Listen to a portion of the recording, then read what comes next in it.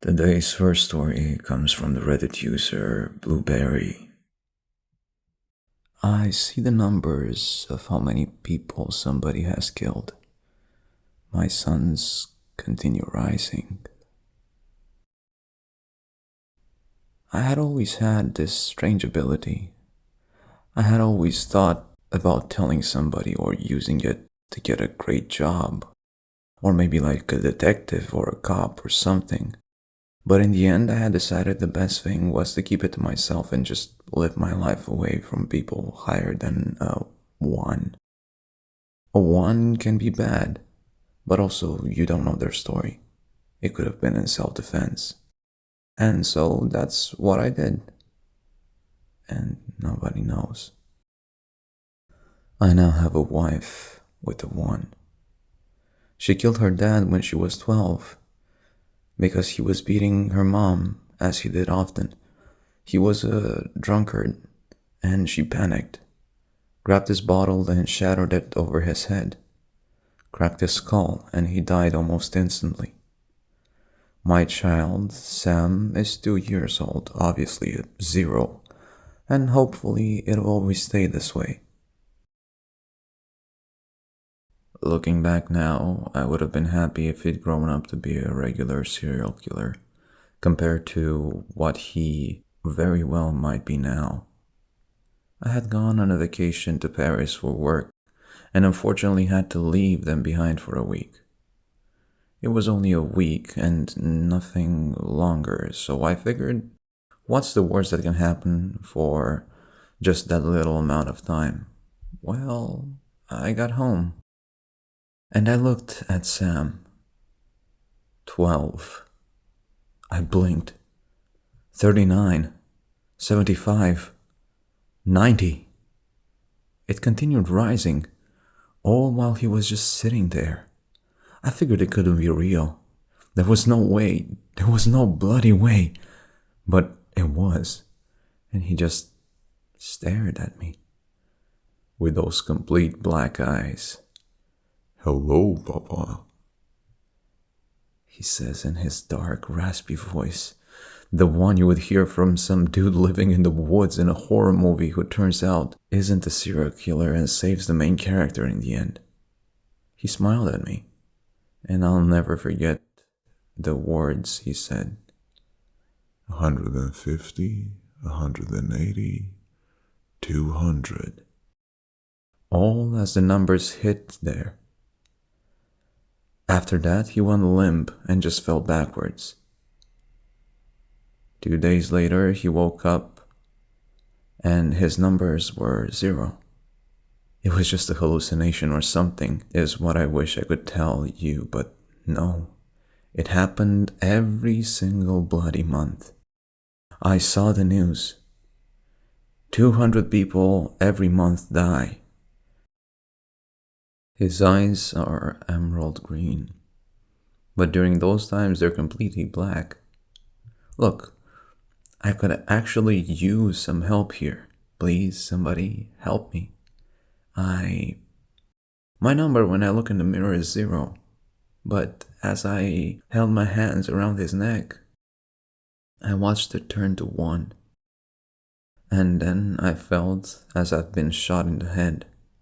I'm now typing this in the emergency room now, and now whenever I look at somebody, their numbers are always 666. Help. Wait. What's going on? Why am I typing here? Either way, the paramedics are coming to take me to surgery. I'll get to go home. I wonder why their numbers are 1,957,384 above their head. How odd. Either way, I'm drowsy. Good night, everyone. The end. And the second story for tonight is by somebody that wanted to be known by Hannah. Hit and Run. I was walking home from work one day when I suddenly found myself in a dark alley. The lights were flickering and I could hear something moving in the darkness. I slowly started to make my way towards the end of the alley when I saw something moving out of the corner of my eye. I froze. A figure was slowly walking towards me from the other side of the alley. A woman in white, holding a white suitcase in her left hand. She was looking at me when she was walking, but her hair was all over. She stopped and looked at my hand. Then she slowly turned her head to the side and smiled. Her face was like an angel. What is happening? I thought I might die, but I didn't move my eyes. So then she said something to me and walked away, leaving me there, just standing. I cannot for the life of me remember what she said. But I then proceeded to walk home, wondering if I was imagining it or what she was really doing there. I walked into my house, locked the door, and got ready for bed. I woke up the next morning and got ready for work. I walked towards the train station. When out of the corner of my eye I saw her, the same woman from last night. I looked and she was still there, just looking at me, turning her head from side to side again like before. My stomach began to drop, my heart racing. I ran to the train and got on, thinking to myself, this can't be real. This can't be. When the train finally arrived at the station near my job, I got off and ran to my office. I got inside and unpacked all my things. Surely it's not real. She's not real. She can't be.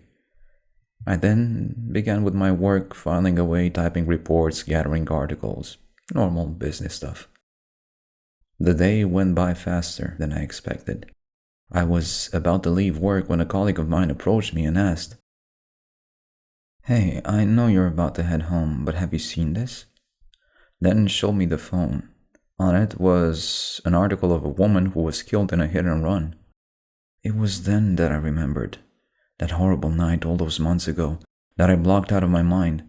I was driving home from a vacation I had up in the mountains. It was dark, not enough light to see the road clearly. I was driving faster than normal, then I saw the woman. She was about to cross the street. She was in the right of way. I didn't stop in time, and before I could possibly blink, I hit her. Her body splattered all over the road. "Hey, are you okay?" my colleague said to me. I told him I was fine and got onto the elevator to go home. When I got out of the office, I was walking towards the street light, waiting for the walk sign to appear. I was rubbing my eyes from being tired, of lack of sleep from the last night. When I opened my eyes, she was there, right in front of me, on the other side of the road, her hand beckoning me to come towards her. I was curious, so I started to walk towards her, when out of nowhere I heard honking, a loud screech. She was smiling. Then the next thing I knew, when I looked to my side, the car came right at me and hit me at full force. Remember that saying, what goes around comes around. Well, my dear, it's your turn. I woke up. I was standing. I looked down at my body. I realized right there that I was dead. I turned and saw her. She smiled and said, "Now you know how it feels to have your life taken away from you." And she vanished. The end. His eyes are emerald green. I slowly started to make my way towards the end of the alley when I saw something moving out of the corner of my eye. I froze. A figure was slowly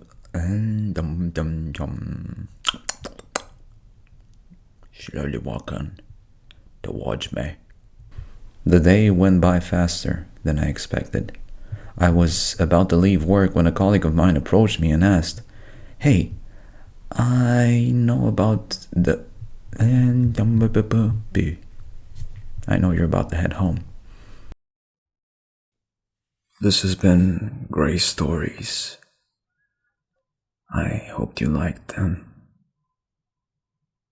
Good night.